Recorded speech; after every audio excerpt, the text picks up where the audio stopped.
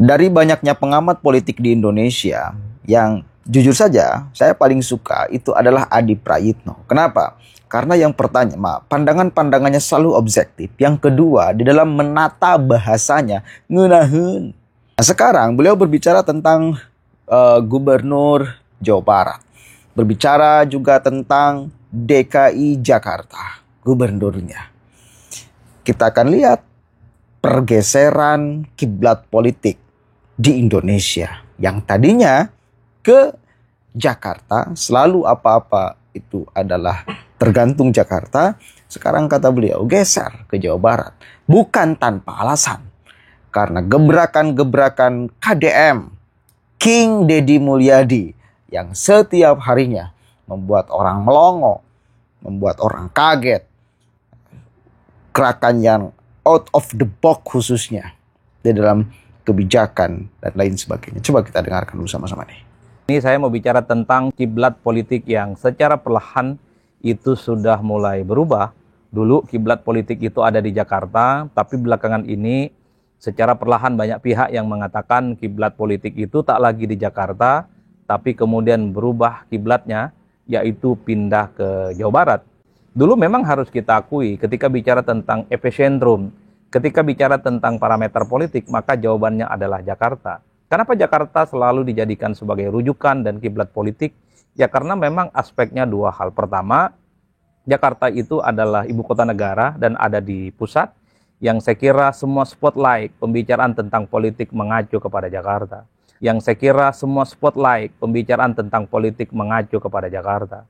Nah yang kedua, secara prinsip tentu tidak bisa dilepaskan karena gubernur yang ada di Jakarta adalah mereka yang perilaku, tindakan, dan manuver-manuver politiknya selalu menjadi rujukan, selalu menjadi referensi, dan selalu menjadi pergunjingan. Semua gubernur Jakarta itu selalu dijadikan sebagai pergunjingan oleh seluruh daerah di Indonesia tanpa menafikan yang lain.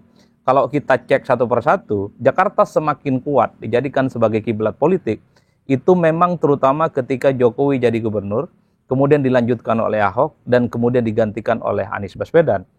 Bahkan saya ingat satu persatu, ketika Jokowi terpilih sebagai gubernur Jakarta saat itu, memang publik selalu mengaitkan bahwa Jokowi adalah sebagai sosok yang sangat mungkin akan menjadi pemimpin, akan menjadi presiden Republik Indonesia. Dan terbukti, setelah Jokowi jadi gubernur Jakarta, sekalipun tidak genap 5 tahun, mencalonkan diri sebagai calon presiden dan memenangkan pertarungan. Dan bahkan fenomena Jokowi itu tentu tidak terlepas dari belusukan, tidak terlepas dari bagaimana gaya komunikasi politik Jokowi yang dinilai ini agak berbeda dengan kebanyakan orang. Bertemu langsung dengan masyarakat, berinteraksi langsung dengan masyarakat yang ada di bawah, datang ke pasar, datang ke gorong-gorong, dan seterusnya.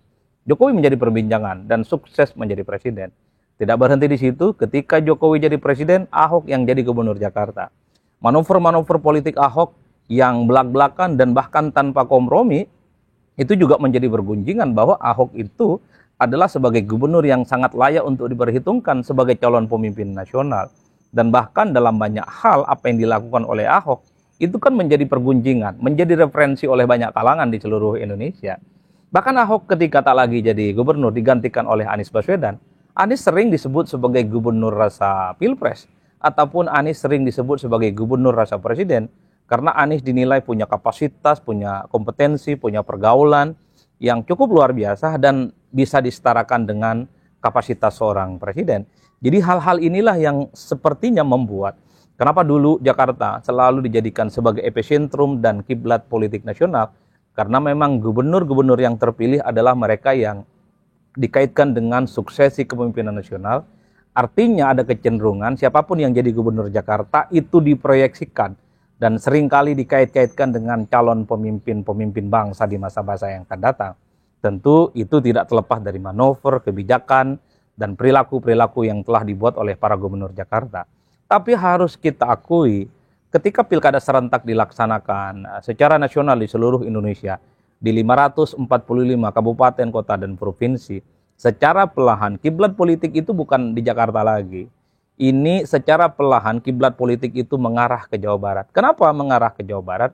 Ya tentu tidak terlepas dari gubernur yang ada di Jawa Barat, Kang Deddy Mulyadi, yang dinilai bagaimana manuver-manuver tindakan dan kebijakan politiknya itu selalu memantik perdebatan, selalu membetot perhatian, dan yang paling penting selalu menjadi bergunjingan. Dan memang harus kita akui, dibandingkan dengan kepala-kepala daerah yang lain, khususnya pada level gubernur, memang Deddy Mulyadi itu membuat manuver-manuver politik yang cenderung tidak biasa. Artinya, apa yang dilakukan oleh Deddy Mulyadi ini kan selalu membetot perhatian karena dinilai memberikan satu sentuhan yang baru, terobosan-terobosan yang tidak biasa, tentu sebagai upaya bagaimana menyelesaikan persoalan-persoalan yang selama ini tidak pernah selesai, khususnya yang ada di Jawa Barat. Saya kira banyak kebijakan-kebijakan Deddy Mulyadi yang saya kira diapresiasi oleh publik, plus juga banyak yang dikritik dan kemudian menimbulkan pro dan kontra. Tapi terlepas dari itu, mari kita cek satu persatu. Misalnya ketika Deddy Mulyadi mengirimkan anak-anak nakal ke Barak, itu kan adalah yang kemudian protes dan mengkritik. Itu dianggap sebagai bukan solusi satu-satunya untuk menyelesaikan persoalan kenakalan yang ada di Jawa Barat. Tapi Kang Deddy Mulyadi tetap melakukan itu sebagai eksperimen. Anak-anak muda yang nakal itu kemudian dikirim ke Barak, dan nyatanya pengakuan dari sejumlah siswa yang dikirim ke Barak, mereka berubah secara total, tak lagi nakal dan tidak lagi ugal-ugalan. Sekalipun memang ada perdebatan, Barak itu bukan jawaban dari segala-galanya, tapi ini adalah satu eksperimen yang saya kira sudah membetot perhatian dan menjadi diskursus publik, dan bahkan di berbagai tempat banyak pihak yang ingin melakukan apa yang sudah dilakukan oleh Deddy Mulyadi. Tidak berhenti di situ. Deddy Mulyadi misalnya juga bicara tentang Satgas anti premanisme, karena premanisme itu cukup merisaukan, karena premanisme itu dianggap menghambat laju investasi dan menganggap persoalan ekonomi itu terganggu akibat dari aksi para premanisme. Wajar kalau kemudian ketika KDM bikin dan bicara tentang Satgas anti premanisme, banyak pihak yang mengapresiasi. Nah, ini bagi saya harus menjadi referensi bagi kepala-kepala daerah yang lain. Ya, masukkanlah apa yang kalian lakukan di medsos kalian. Tidak haram. Justru memang harus masyarakat itu mengetahui apa yang dilakukan. Pertama, manfaatnya supaya tidak ada berpikiran masyarakat negatif terhadap posisi Anda. Nah, artinya kalian itu sebagai seorang pemimpin benar-benar bekerja di setiap harinya. Dan kita menuntut transparansi kerja kalian. Dan salah satu alat untuk melaporkannya itu adalah medsos kalian. Begitu, maka sah bila semua kepala daerah dari mulai tingkat daerah, kabupaten, kota, provinsi itu melaporkan apa-apa yang telah dilakukan di media sosialnya. Supaya sekali lagi masyarakat tahu apa yang kemudian menjadi kerja kalian. Sah itu. Bukan malah kemudian nyinyir, gubernur konten, gubernur lambe turah, dangkal dan lain sebagainya. Itu kan kenapa sih ada sampai orang-orang nyinyir di saat orang lain telah melakukan pelaporan atas kerjanya sebagai pemimpin? Ya karena mereka tidak mampu melaporkan apa-apa yang telah mereka lakukan ke masyarakatnya. KDM kan jelas setiap hari loh dilaporkan. Setiap hari memproduksi apa yang kemudian beliau lakukan. Setiap hari. Bukan seminggu sekali. Setiap hari.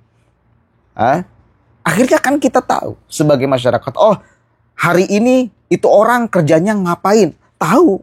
Oh, hari besok kerjanya apa? Tahu. Dan itu kemudian akan menumbuhkan kepercayaan masyarakat kepada pemimpinnya.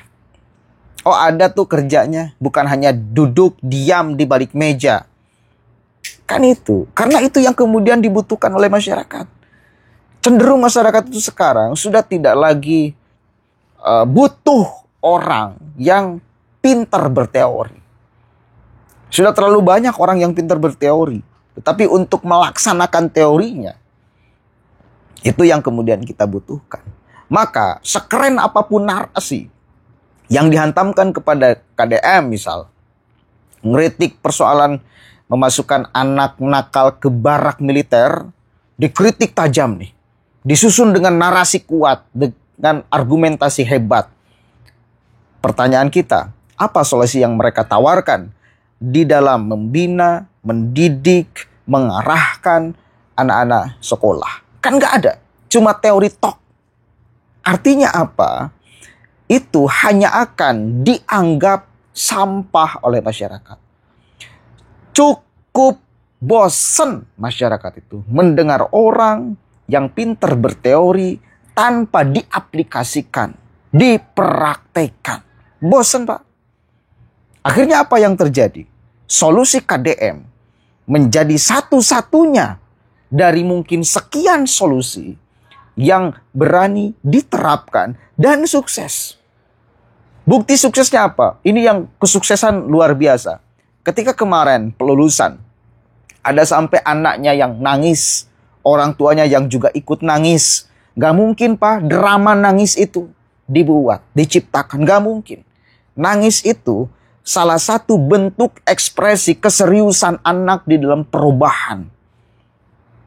Bagi saya, sekali lagi, nangis itu adalah ekspresi perubahan serius dari sang anak. Itu teh baru 2 minggu. Apalagi 1 bulan, apalagi 6 bulan. Jadi ini Barak itu cukup serius di dalam proses penyadaran anak. Ayo, yang lain, yang teorinya punya segudang, teorinya punya segunung, apa? Kan gak ada, cuma ngomong tok.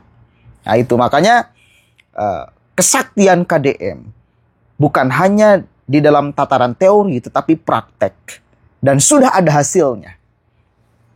Maka wajar menjadi terus sorotan. Maka wajar pula menjadi kiblat politik di Indonesia. Mudah-mudahan ada manfaatnya. Allahumma fiq ila aqwamit thoriq. Allahu a'lam bishawab. Assalamualaikum warahmatullahi wabarakatuh.